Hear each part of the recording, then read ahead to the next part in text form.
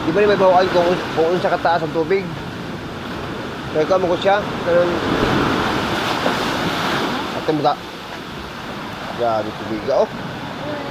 Yung kulor. Ano ka mga kuano, enjoy mo? Grabe mo, naman tayo drumunta na.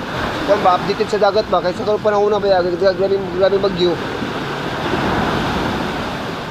Ang problema ani, ang nani pamilya sa sistema na mga bagyo, ang panginabuyan sa mga taga-baybay.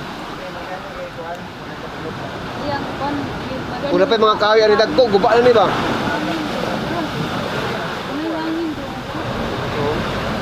Guys, grabe na ni.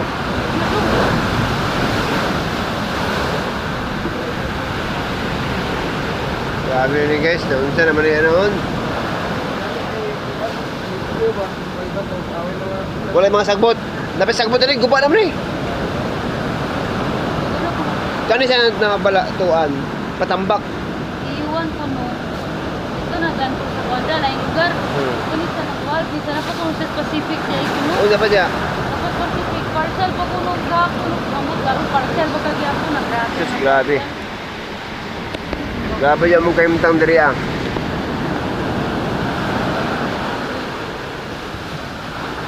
Grabe ang bawad agto ayaw. Kuning kayumtang na mo diri. Ito na. Ay, kumpiyansa sal, okay. Dalan.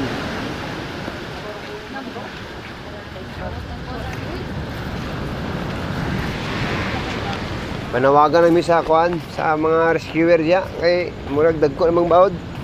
Panawagan namin no kaysa may nakadungog sa akong live karon. Please lang ko na ano lang mo bye-bye kay mura mag delikado naman ni kayong dagat diri ah. Diri sa Magsaysay. Okay, balo na mo. Sige, update.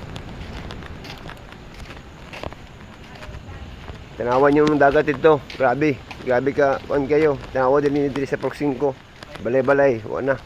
Napuno na sa kuan. Pasakan na sa kuan. Pasakan na sa highway.